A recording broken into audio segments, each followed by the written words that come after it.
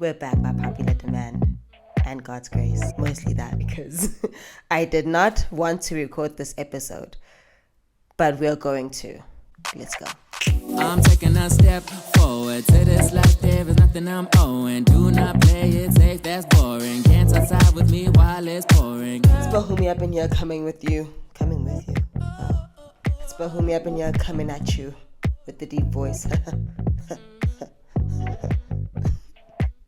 Welcome to Open Book with Bahumi. So, I for sure didn't want to record this episode, but it's that fight of wanting to do something, but having opposing feelings, and I realized that there is a huge difference between wanting something and feeling like doing something. This is the reason why we should rarely ever follow our feelings. I think our feelings are great. They can be good friends, but ultimately your friends shouldn't make your decisions for you. In fact, they can't. They can make suggestions, they can give you advice, they can, just help you along the way. But they're not the ones who lead your life. You know what I mean? So, hence, we're doing this, which is why we're here. I am so excited, but I kind of feel slightly nervous to record this episode because this is something that I have been struggling with for literally my whole life. And I think that it's something that everyone struggles with, right? So, vulnerability. Where do we begin? My God. What a topic. Really, what a topic. This is one of those conversations where,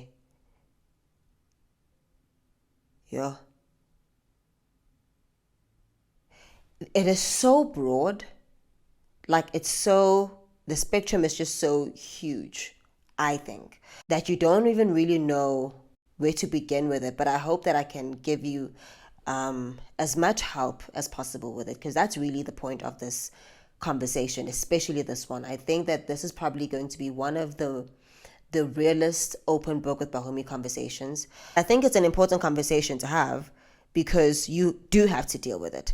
And it's just a matter of how we deal with it.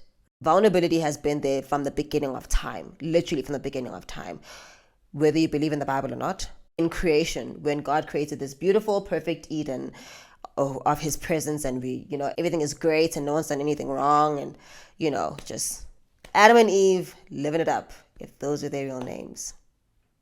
And then you get this talking snake who is going to just change their lives forever, really, based off of their own decision.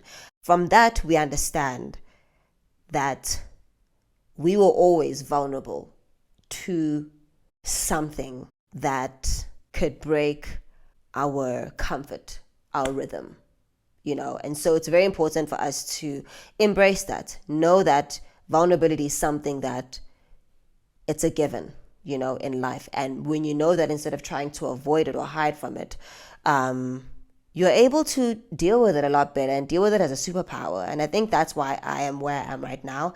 I really thought that I was going to get into this episode really crying, and because I have an idea of vulnerability, and I think we all do, and it's not an incorrect idea, where it means just being, somber, down, just preparing for this episode.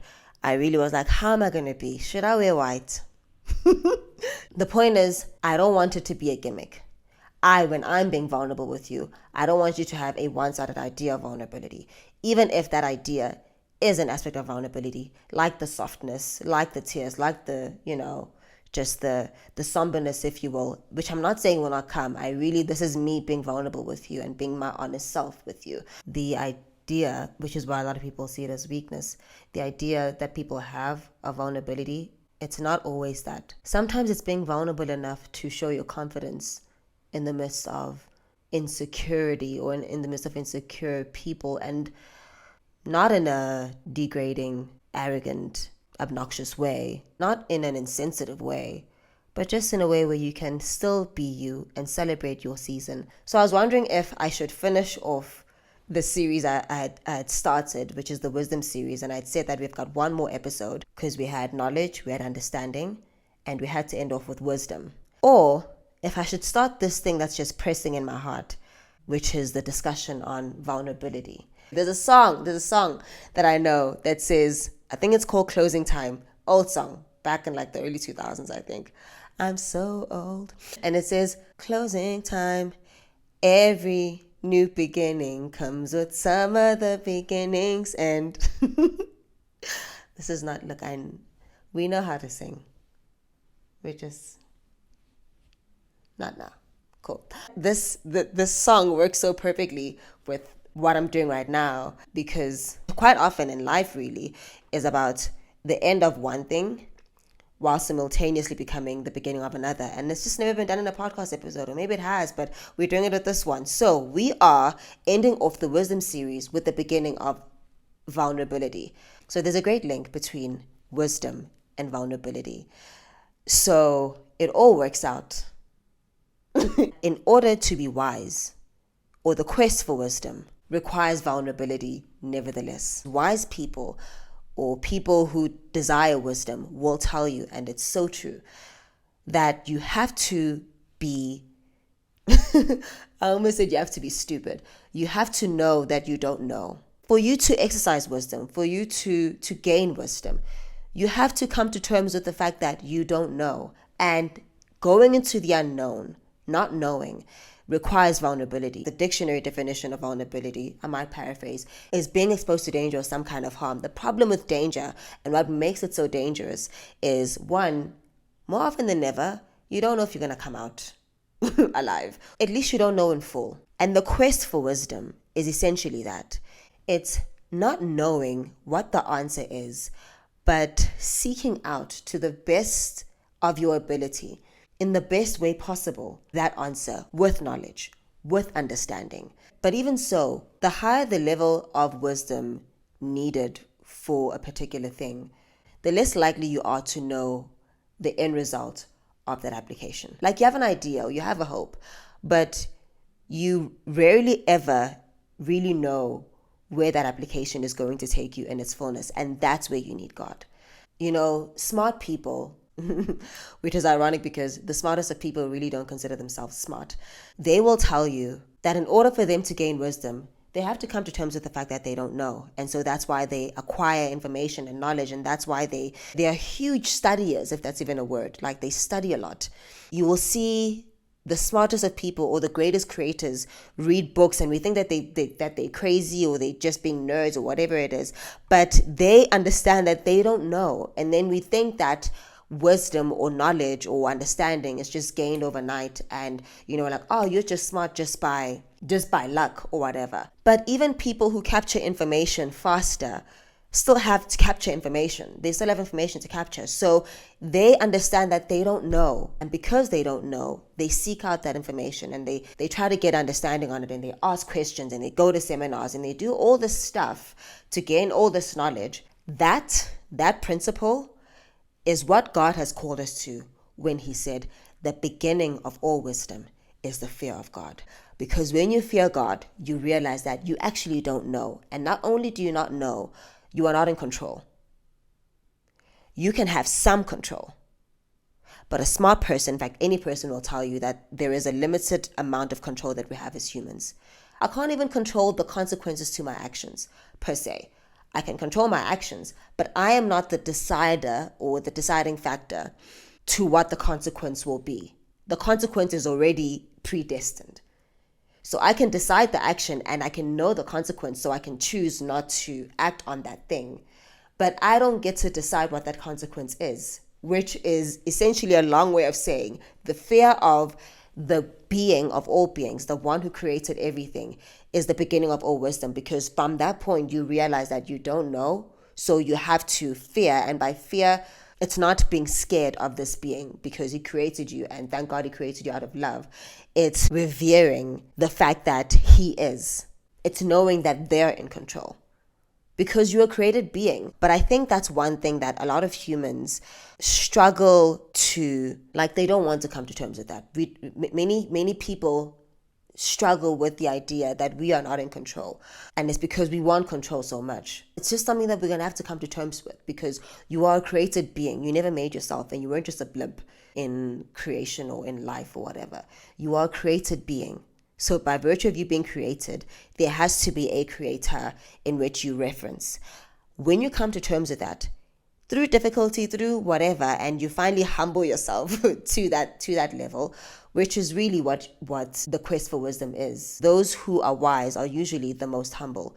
If you're not humble, you're actually not wise. Because in order to gain wisdom, you have to realize that there is someone else, something else, somewhere else that can give you what you don't know, that you can't acquire yourself. And that brings you to a state of humility. We don't know everything. We don't even know how we got here. And so just that reality prompts you or pulls you to the notion of God. So the wisest thing to do would be for you to find out who that God is, what that God is, if that's where you're at. That should be your quest. And then when you realize that, you realize, okay, now I have to humble myself. When you do that, I promise you, the level of control He has given you, the level of power you've been given, will be far more realized. And not just that, but my God, the level of love you have, not just in you and running through you, but for you, you will realize that and embrace the whole idea. Embrace life with your God. But that takes vulnerability. Because, dare I say, my God, it is dangerous to seek wisdom. But more directly, it is dangerous. Hey, I can't believe I'm saying this with my chest. It is dangerous to seek God. Why? Because there is an adversary that doesn't want you to. And currently, you may see that adversary as life fighting you. I even want to say just your concepts fighting you. There's two ways in which your concepts can fight you. I have recently been released from the one, and I'll explain that one now. So there's the one where your concepts fight you, in the sense that logic, the practical things in life, realism, fights you. The idea that we're not spirit, the lie, really, if you can put it that way, that we're not spirit, that we're not spiritual beings. Just reason, what you know, everything you've known, everything that you've been taught, fights you. Now, we're not even going into even you reasoning with the fact that there are realms and spiritual factors. The fact that all you see is all you've known fights you. You start to feel like if you begin to embrace or even entertain the idea of that unknown, it is a danger to the current self, to who you currently are or who you've believed yourself to be, because you will lose that person. You know what I mean? Or you feel like you lose that person, and maybe there's an aspect of it that you must lose. And then there's, in that same breath, and at least for me, I don't know if idea is even the right word, but there is a part of God that we, even those who believe in God, are yet to discover. Vulnerability and humility and the quest for wisdom is such a consistent and daily thing that if you feel like you've arrived, even if you know God and you think you know God in His fullness, if you feel like you've arrived, you have immediately stopped fearing the Lord. Because I had to myself even change concepts I had about God, about Christianity, that aren't really true or aren't really full. So that too took vulnerability. That too took an understanding of danger. And that felt and still sometimes feels, because it's a daily unpacking, so dangerous. Because I'm like, who am I then if I've believed something for 15 years, 20 years, or whatever, who am I then? And who am I losing? What's at the end of that? That takes vulnerability. Now, does that mean that I must lose myself completely? Maybe, I don't know. But does that mean that I must lose myself completely all at once? No. Wisdom and vulnerability is a daily thing. It's something that you have to embrace every day. But, and here's the beauty about wisdom and vulnerability, is that it's not something that is as scary as it demonstrates itself to be. The end of it is the realization of your power in Christ. The end of it is the realization of you, the truest you, the purest you. It's fun. The ability to just freaking exist, and exist with power, and to use that power in such a beautiful, effective way. This is what brings me to vulnerability, even though I've already touched on it clearly. I struggled with the idea of not being able to embrace it, even by myself. I was like, how is it that being me authentically, how I want to be right now, is even difficult when I'm alone? Why can't I face my feelings? Why can't I face my traumas? Forget even, we're going to talk about that, but forget even having to be vulnerable in front of people, being myself in front of people, whatever that even is, whatever that even means. But why is it even hard to just deal with ourselves? Why are people afraid to be themselves, even to themselves? Why are people afraid to ask themselves questions? I think of my friends. I don't know, when there's a moment where we're feeling away or whatever, instead of dealing with the thing, we'll go, I don't have time for this. I have to go to work or whatever. So is it maybe that we don't have time? Or is it maybe that we don't give it time? And because we don't want to. You know how we say you give your time to what matters to you most? I think our feelings matter to us, but clearly not enough. We wish that we could deal with them, but no, we don't wish that we could deal with them. We wish we could get rid of them. And more often than never, the best way to get rid of something is to actually deal with it. But we don't want to go through the process of dealing. And so maybe that's why we just don't want to be vulnerable. Vulnerability takes guts. I'd said at some point that there's the vulnerability that you don't play an active role in, that you're essentially placed in. Just by virtue of you being in life, you are vulnerable, right? So there's a vulnerability that you can't help. A baby who is born, they can't help it. You know what I mean? You come wailing and crying or whatever because you don't know. You don't know any better. That vulnerability, I get. But then there's a vulnerability where you play an active role in. The vulnerability where you choose and have to choose to engage in. Because, like I said, you are born into a vulnerable state in any case. You have no choice but to be vulnerable.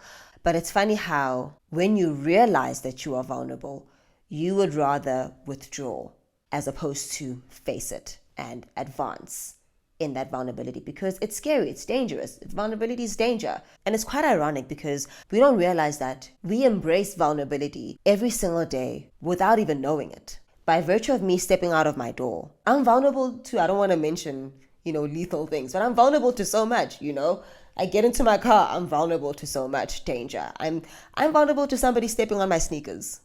Know what I mean? Like, I'm vulnerable to somebody offending me.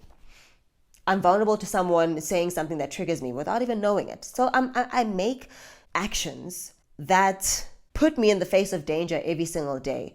But the moment I'm conscious of it, people then have a propensity to just withdraw. Imagine if every time you stepped into your car, like an automated voice in your car would go, just so you know, these are the risks of entering into your car. Do you engage? Do you accept? When we know the risks of entering into certain vulnerable spaces, we've withdrawn.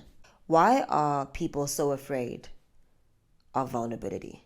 The answer is found in the definition: to be exposed to danger or some kind of harm, either physically or emotionally. And the thought of that, the idea of that, is very scary. None of us actually want to be exposed. I mean, come on. It's literally in the name. You're exposed to danger. We think that danger, at least at the surface level, is something overtly scary. Being in a dark alley in the middle of the night, being faced with literal physical death, or riding on a roller coaster, skydiving. If that's what danger is, then why are people so afraid of simply being themselves? Why are emotions? Jesus. Why is unpacking your emotions so scary? If danger is something that is scary because it exposes you to harm, why is expressing your emotions, or rather being present, a dangerous thing? Why is having questions, expression, being authentically so scary? All the things that I've just said seemingly pertain to being in the midst of people, but it's even scarier to know that many people, myself included, have struggled with even the idea of self-expression or self-dealing in isolation. Heck, many of us don't even want to cry and we're alone. So if you don't even want to deal with yourself when you're by yourself, how can you deal with yourself in the midst of other people? You'll find that the person who is more than willing to jump, like 2,000 feet, I don't know how many feet it is, off a plane, skydiving, feels less safe crying. I'm not saying that this is the whole reason, but I think there's probably the idea that, one, at least when I'm skydiving, I know what I'm getting myself into. So I know the risk, I know the danger, I know the likelihood of me coming out of it alive.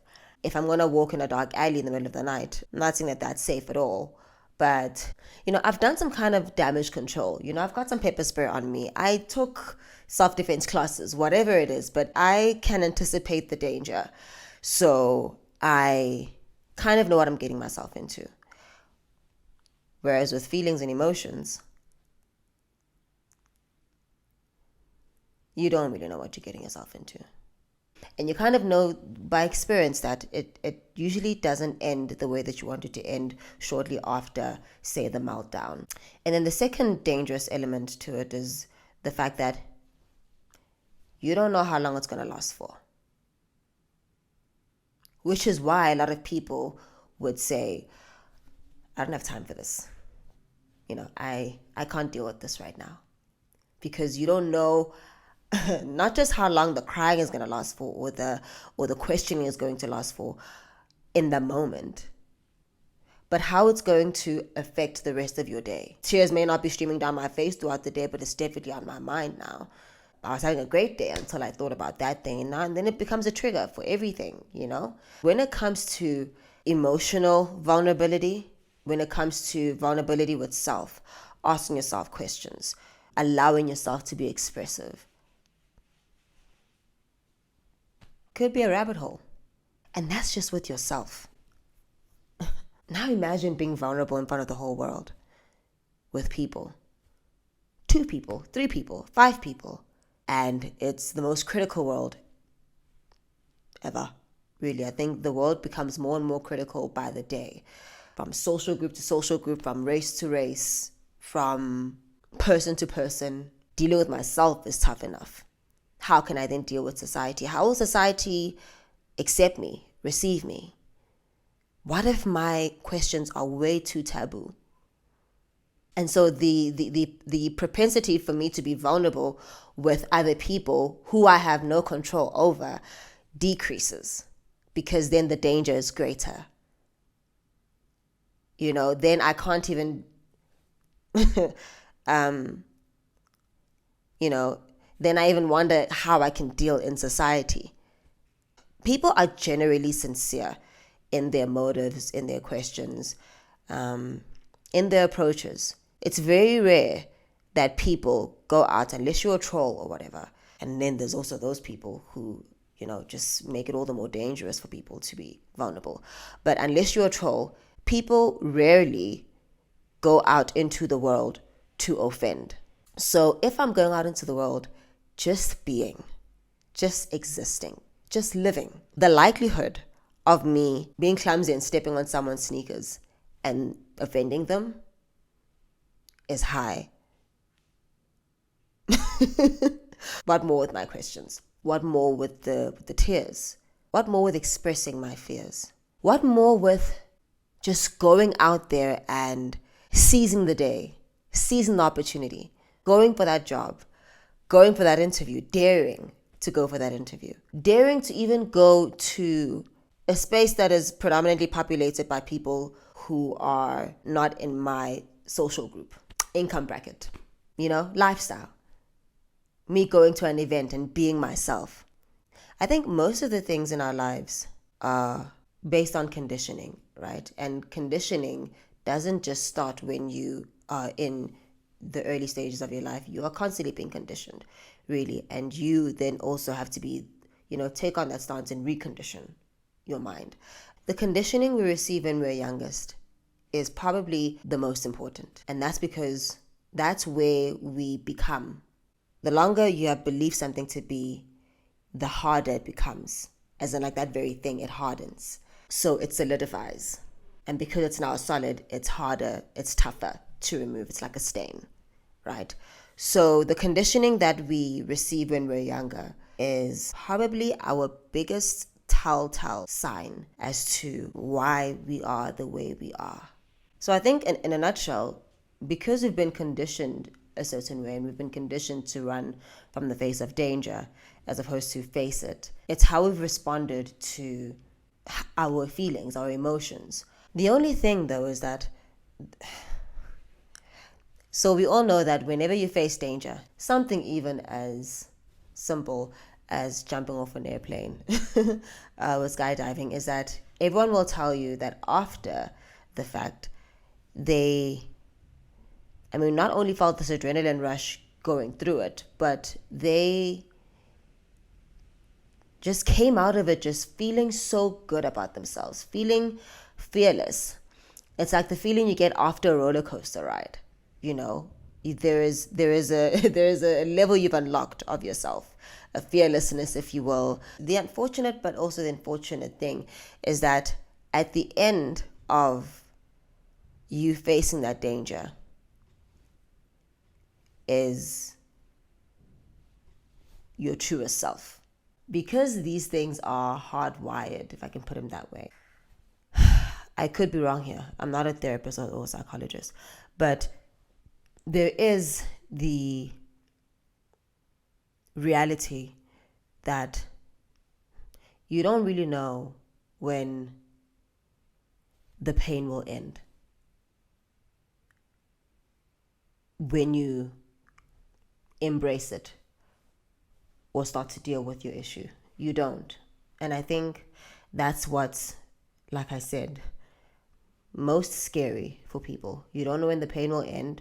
You don't know what other things you are just revealing in that box of trauma, where you just keep going from layer to layer to layer, and then you realize that this is the problem, and it's something that you have either long forgotten or just even hate the fact that you were taken back there. So it can be excruciating. It's a lot. The deeper you go into your skin and your body, the more sensitive you become to danger. You know what I mean? Like, just scab here, that's fine, whatever. But now you're going into my tissue, my veins, my bones, and it becomes deeper and deeper and deeper, and the healing process becomes longer. So you really wonder when is this going to end? So it's part of the reason why people just don't want to be vulnerable. I remember I may not say I can't believe it. This for me is weird enough.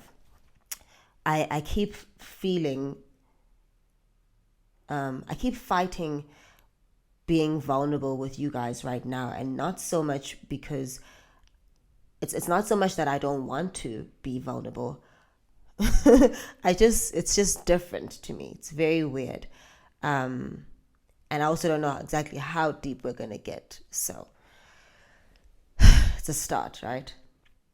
When I think back to my recent life, I consistently started therapy beginning of this year. And well, yeah, beginning of this year, around May, April. I started therapy in April. And I've been to a psychologist before, just a couple of times. And it wasn't, should I say, religiously. It was just like whenever I needed to talk to somebody. And so I'd maybe speak to them like 3 or 4 times a year. Now it's years back. And, I'm still cool with them. But I decided to see a psychologist, a therapist this year. And it's been April, May, June, July, August, September. It's been roughly 6 months. And you'll be surprised how many things you find out about yourself and how the unpacking feels like it never ends. Not just my therapist and I, but just me, myself and God. And thank God he places people in our lives to help us unpack these things. Be it therapists, people we meet along the way, friends. This is why I love discussions and talking to people who are also committed to being and growing. You realize just how much they can reveal and grow you in, So I just started therapy. And one of the things that I learned early on, it's not something my therapist told me, but it's just something that I picked up. It's that the sooner you begin to embrace the vulnerability, the sooner that wound will heal. Because you will get to the core of it, right? And to someone who's been in therapy and has actually enjoyed it, like this isn't news, But to somebody who hasn't, to somebody who doesn't deal with their emotions, doesn't face the demons, is afraid of themselves, this may be enlightening to you because you've been believing or thinking that the more you harbor, the more you cover, the more you ignore, the more likely will that thing go away. But nah, it's not going to go away. In fact, it's actually waiting to arise, probably in the most unprecedented and probably unwelcome way. So the sooner you face it, the sooner you'll heal, but also the sooner you will realize your power. Can I tell you, I think that's one of the most fascinating things to me about creation and God's mind. I'm sure he has a better answer to this, but I'd always ask myself, if God knew that the world was going to turn out the way that it turned out, that the devil was going to tempt us, or we were just going to mess up or whatever, not just why would he make us? Because I at least understand that he made us out of love, and for his glory. But why would he not just keep the devil in existence, but even allow him into the Garden of Eden in the form of a serpent or whatever? Like how that whole thing, the whole weird story, why would that happen? And the answer that settled in my spirit was, and I use a lot of practical things to explain or to understand life and how God works, because we are made in his image. But even though I know that he's beyond that, also he too uses the simple things to confound the wise. And the simple answer is, if you know that your power is greater than someone or something, their presence is never going to intimidate you. So if, for example, someone is going to tell me, oh, Spanban is going to be Kai, and I know you guys don't like each other, or I know they want to do you dirty, or whatever it is. If I'm over it, or if I know that I am above that situation, their presence is not going to do anything to me. If I know, for example, that I am good enough, or if I know my power, if I know the power that I have, if I know the power that I work with, their presence is not going to do anything to me. In fact, I would like them to be there. It's crazy. And so for me, not only did that show the power of God, obviously, he's more powerful than anything and anyone, but it also showed the power. Oh God, it showed the trust in his power working through us. It showed the trust in his power over us, above us, and his power to overcome the devil, even if it didn't have to be immediate. He was like, it's okay, I've already made a plan for you, but when? Aungaz. And I wish that we would face danger and vulnerability in that sense. Not to say that we are not aware of the danger, not to say that we're not even afraid, but to know that what happens after that, after the fact, what happens through that. When I come out of that, I will come out the victor. You will look at your feelings and you'll be able to say to your feelings, you haven't won and you can't win. Sure, life has gotten to me and I have been conditioned in this way and that way, and I've had this kind of trauma, and I've gone through ABC and I don't know when this is going to end, but it is going to end. That's how a lot of our freedom fighters stepped into the fight for freedom. They stepped into it, not so much that they didn't fear, when they face danger, they're not ignorant of the danger. I'm not ignorant of the fact that I have these feelings. And that's the problem with maybe how we've programmed vulnerability to be, is that we probably think that we should mute it or ignore it, pretend it's not there. Pretend that the danger is not there. Pretend that the sadness doesn't hurt, that therapy doesn't suck sometimes, that talking to someone doesn't suck, that embracing who I am in front of people, even if my opinions differ from the rest of the world, isn't scary. That rejection isn't scary. The propensity to be rejected when I'm myself with someone isn't scary. It is. This is something I'm learning now, by the way. I have been met with people who I probably had no reason to have fear around them, but I did. And now I realize that had I just been myself, I would have experienced something great and extraordinary, or I would have been rejected or disliked and cried myself to sleep, but come out of there feeling and knowing that I'm so authentic, and those who see me will see me. The freedom fighters we know went into the face of danger knowing that they could actually even come out of there dead. Their desire for life and true life in its truth, living, far outweighed the gravity of danger. And I think that that's the space that we need to find ourselves in when we face vulnerability of any kind, whether it's being vulnerable with ourselves or being vulnerable, to the world, is that what do you really want to live?